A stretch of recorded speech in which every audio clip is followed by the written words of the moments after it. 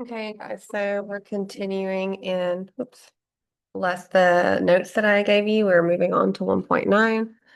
Um, and so this was the homework from 1.8. Hopefully you got that turned in. And now we're moving on to 1.9. So still using some of the things that we had in the last lesson. So for example, we're starting with Karen's marathon run. So it says after marathons, runners often talk about their overall speed. What was Karen's average rate of change or average speed for the entire race? Okay, so overall speed, remember, is basically how long did it take for her to get from here to here. So that's kind of like just that slope basically, because we're doing distance over time. So she did a distance of 26.2 miles, and it took her 6.55 hours to do that, which what we discovered in the previous lesson was 4 miles per hour. If you want to think of 26.2 miles as, what did I tell you, 42 kilometers, I think is what I said. 42 divided by 6.55, that's going to be about 6.4 kilometers an hour. Okay. Some runners like to track pace in minutes per mile. So this is actually, I'm going to just say that's most runners because that's just how it is. They do minutes per mile. Use the information from the graph to determine Karen's pace in minutes per mile. So I want minutes per mile. So I need to change the time, which was 6 hours and 55 minutes. I need to change that into minutes. Um, so how many minutes? This is in hours right now. How many minutes are in an hour? That's 60. So I'm going to multiply that by 60. And she went 26.2 miles. So 6.55 times 60. So I'm changing my hours into minutes. That's why I'm multiplying by 60, because there's 60 minutes in an hour. That gives me 393 minutes over 26.2. So it took her 393 minutes to run the marathon. And that means uh, she did 15 minutes per mile. If I wanted to do this with kilometers, since most of you are used to kilometers, I would do how many minutes per kilometer. So that would still be 6.55 times 60. And then my kilometers, I think I said it was 42. So 393 over 42,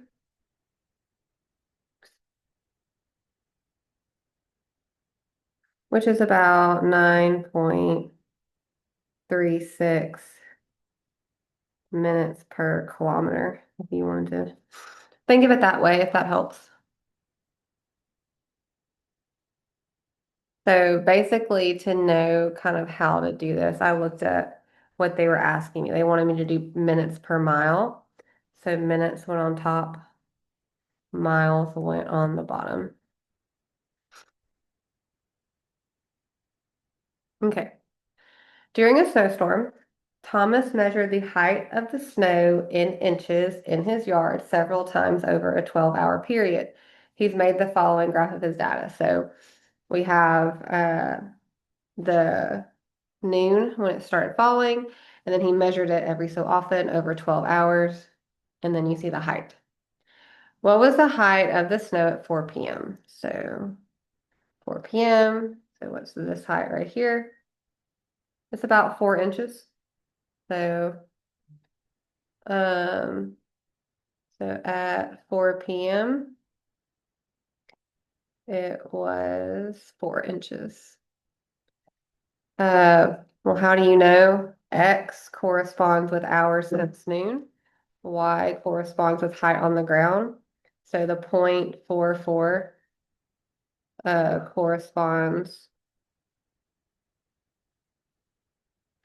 with 4 p.m.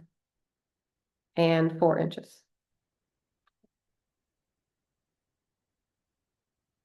So nice and easy questions there. What was the average rate of change? So remember, when you see this, it just means slope between 6 p.m. and midnight. Okay, so 6 p.m. here, so this point here, and midnight, which is here. So this is the 0.64, I think. And 12, let me erase this so I can see that a little bit better. 12, 0.5. So 6.4 and 12, 0.5. So find the slope, y2 minus y1 over x2 minus x1. That's going to be negative 3.5 over 6, which is about negative 0.583. So we should not be surprised that it's negative because it's going down. So what does this mean about the snow? So the height of the snow is going to decrease by that many inches each hour. So the height of the snow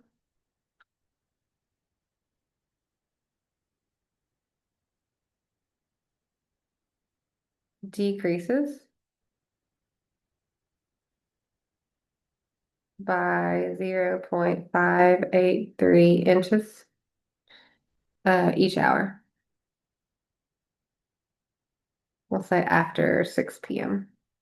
because that's when it starts. That's when it starts decreasing.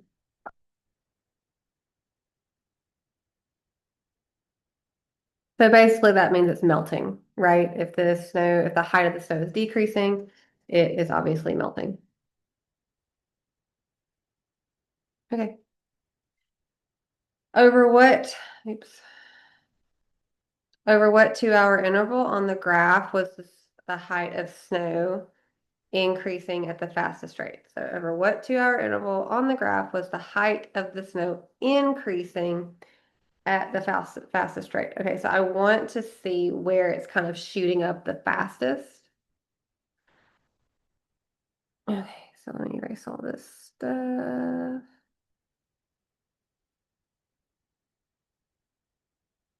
Okay. Use a different color to help us out here.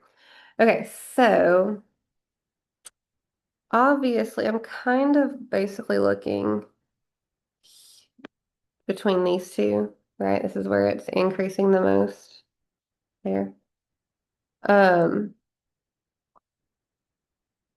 so we kind of want to look at what interval of time is going to be increasing the most. So um,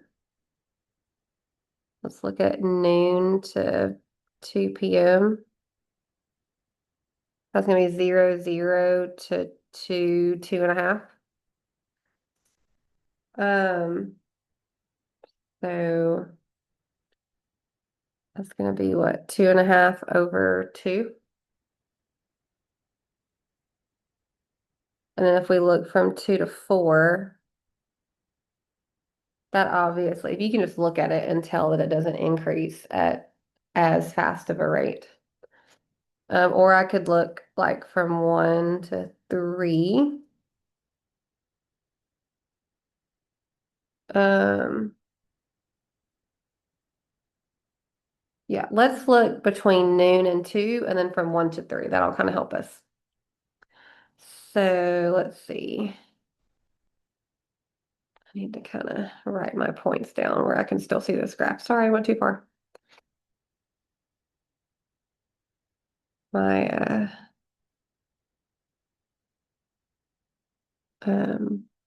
PDF is moving kind of weird, so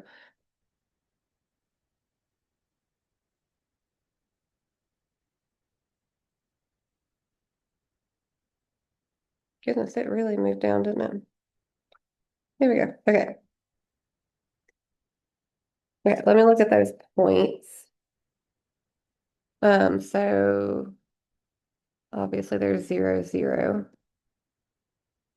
And then I'm comparing that with the 2 hour mark, which was at 2.5 inches.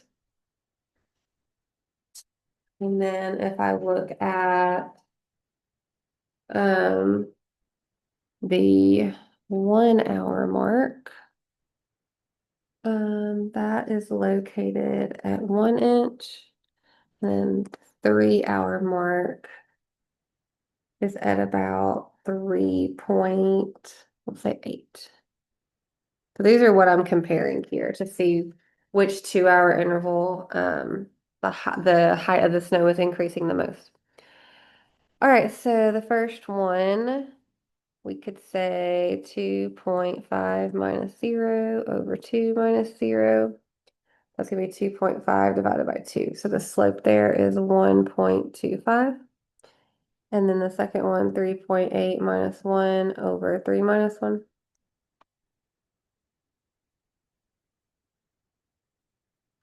And then we get 1.4. So over which 2 hour interval was the height of the snow increasing at the fastest rate? So I would say from hour 1 to hour 3. So from 1 p.m. From 1 p.m. to 3 p.m. The height of the snow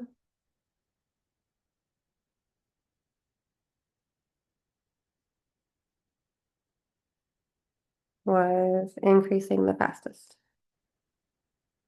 or at the fastest rate.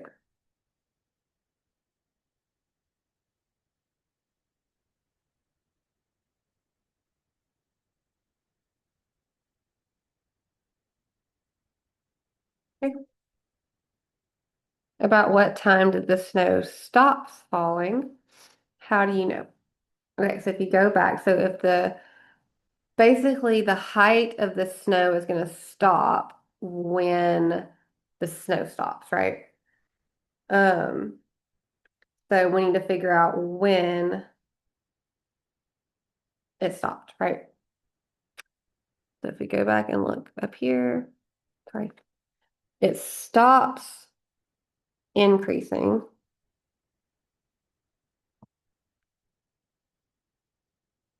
about right here, which is at 4 p.m. and 4 inches.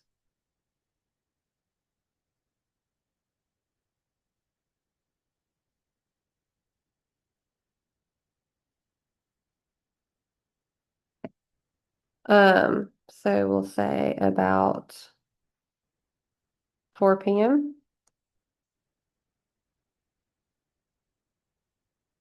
because um the height of the snow stops increasing.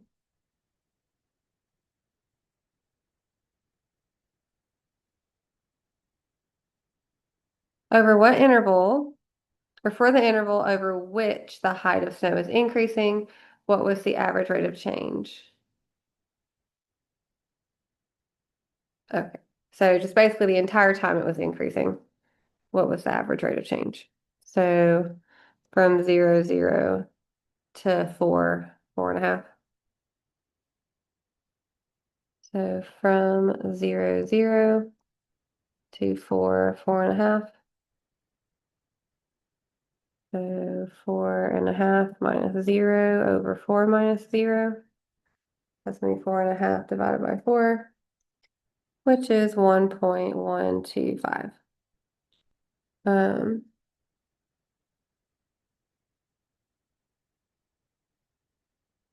why did I say 4.5? I think it's 4. I'll go back and look at the. Yeah, it's 4. I don't know why I put 4.5. That was silly. Sorry, you guys. 4. Which would make that 1. Okay. So the average rate of change was 1 inch per hour. So it increased at an overall rate of 1 inch per hour.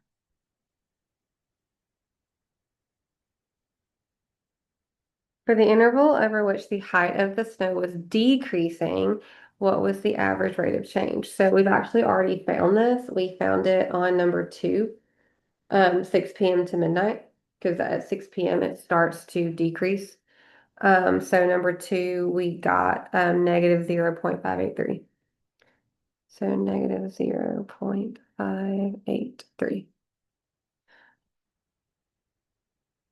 Write a description of the height of the snow in Thomas's yard between noon and midnight. So basically, what is the snow doing the whole time? So if we go back and look at the graph, it starts by increasing, and then it kind of just doesn't increase at all. It just stays at the same height, and then it starts decreasing, which means it's melting away. So let's describe that. So we can say um, at noon, there was no snow on the ground.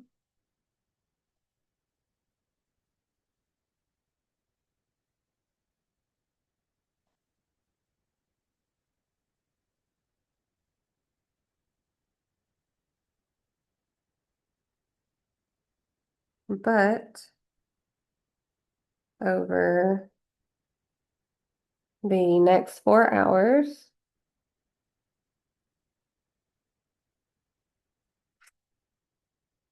it increases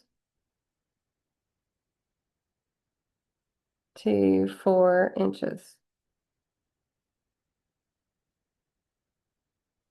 The amount of snow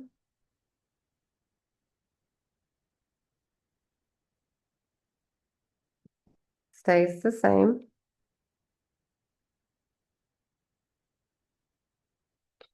from 4 p.m. to 6 p.m.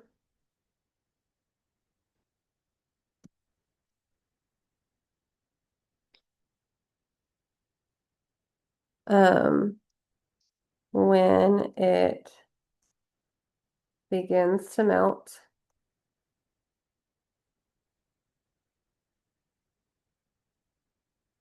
reaching 0.5 inches at midnight.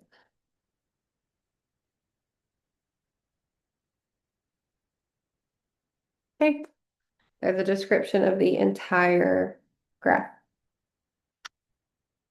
What was the average rate of change of the height of the snow between noon and midnight? So remember at noon it was 0.0. At midnight it was 12, 0.5. So basically what's the slope of that? Um, so 0.5 minus 0 over 12 minus 0, which is 0.042. So not even a tenth of an inch. But keep in mind that's over the entire graph. So that doesn't really explain the whole story. It just shows the overall increase. What does it mean if a function is generally increasing over a specified interval? Basically, if I look at the whole interval, I don't care about how many times it goes up and down. I just look at the first point and the last point of the interval. If it's generally increasing, that means that the rate of change is going to be positive over the entire interval. So for example, if you look at the snowfall that we just looked at, obviously the graph goes up and then it kind of stays flat and then it goes down. So you have some positive, you have a constant, and you have a negative rate of change all in that graph. But If I just look at the first point and I just look at the last point, and I get the rate of change, I get a positive number. So overall, the graph has a positive rate of change. So what does that mean? It means the function has a positive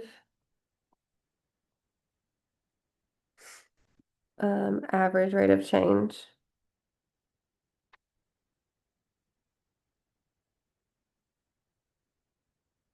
over the entire interval.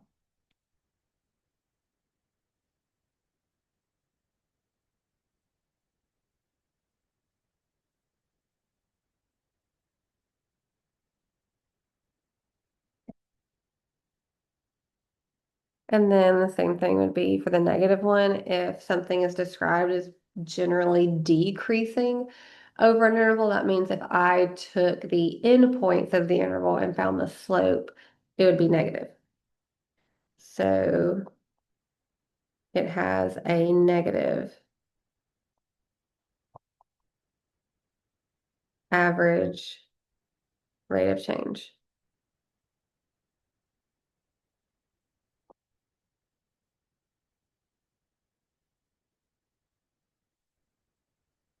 over the entire interval.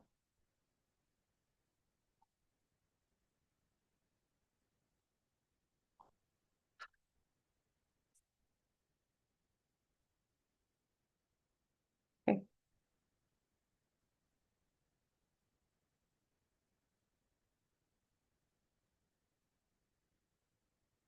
All right. Um, let's look at this next part.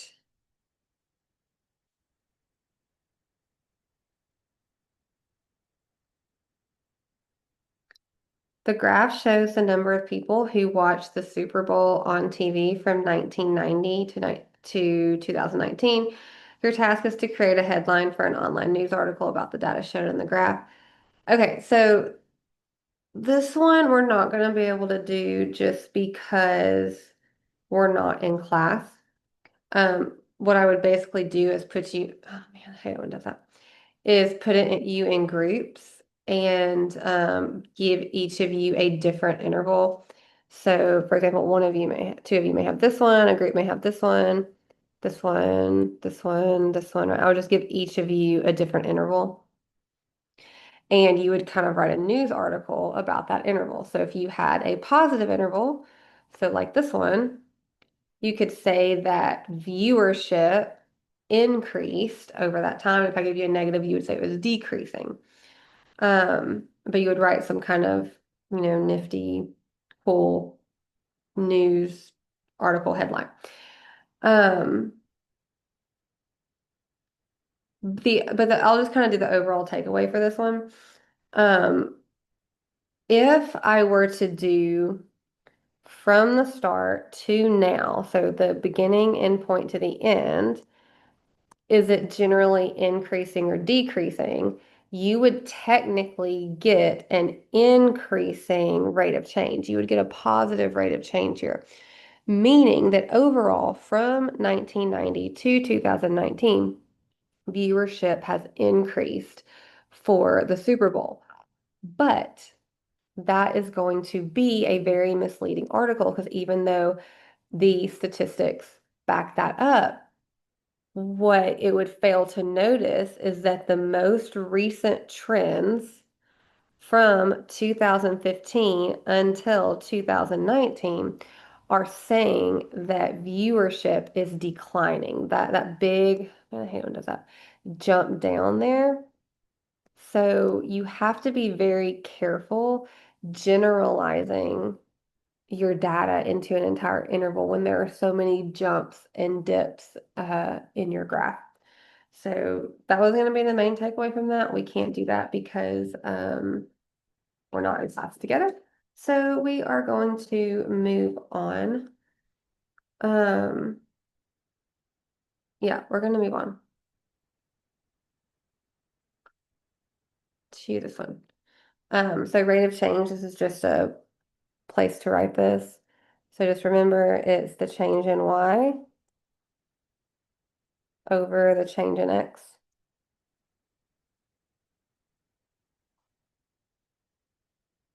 So that's going to be y2 minus y1 over x2 minus x1.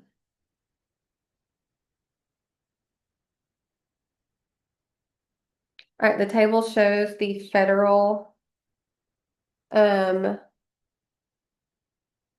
minimum hourly wage in the U.S. in dollars for several years through 1980 through 2009. What was the average rate of change of the federal minimum wage from 1980 to 1981? So let's start with that. 1980 to 1981. So I'm looking here. These are my X's, these are my Y's. So that's going to be 3.35 minus 3.10 divided by 1981 minus 1980. And when you put that in a calculator, you get 0.25. So 25 cents. If the minimum wage increased at this rate every year from 1981 through 1990, what would the minimum wage have been in 1990? Okay, so this represents a 1-year increase. So how many years are there from 1980 to 1990? That would be 10 years, right? So I would take the original amount and I'm increasing by 25 cents each year, and there are 10 years separating 1980 to 1990. So three, um, $3.10 plus 0.25 times 10. So that would give me $5.60 by 1990.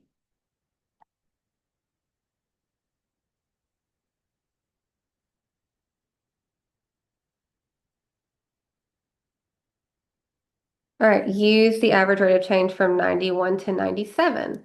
So now I'm looking at this one and this one. So what is the overall rate of change? And then whatever that is, I'm going to estimate what that would be for 1996.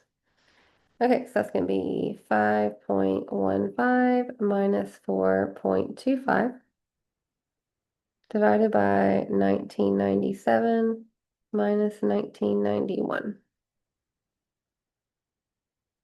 And that gives me 15 cents.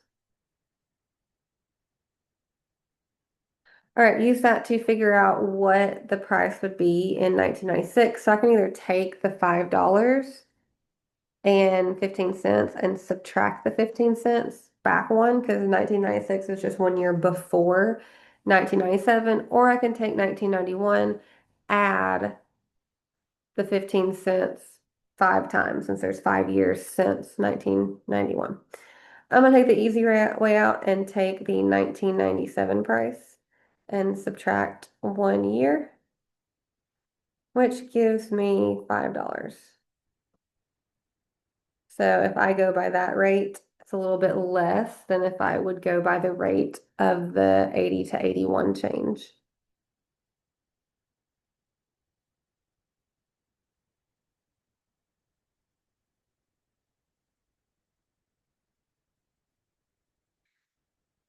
All right, 3.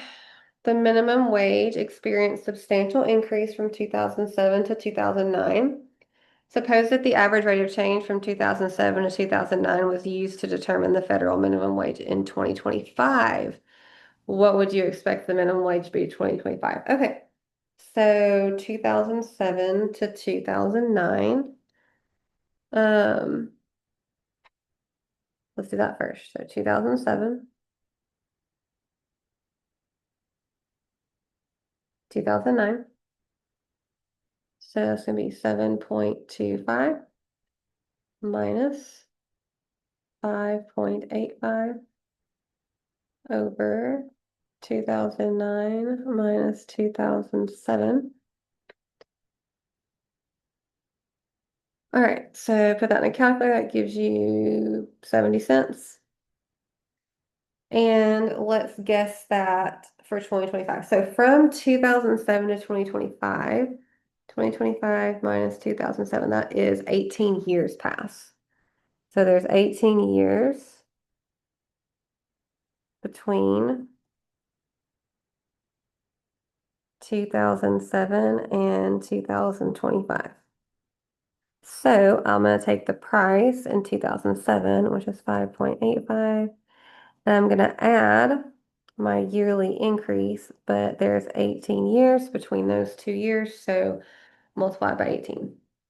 And so if it increased at this rate every single year, then I would have a minimum wage. This is going to be incredible. $18.45. So if that was minimum wage, that would be awesome. It's not, but can't blame someone for dreaming. Okay. Um, that is it for today. Your homework. Go ahead and skip this page. You don't have to do it. Starts, if I can get there, here. So here's your homework. And it is one problem. You're just answering questions from that one problem. So nice and easy, super short. Yeah, you guys have got this. So send me questions if you have them.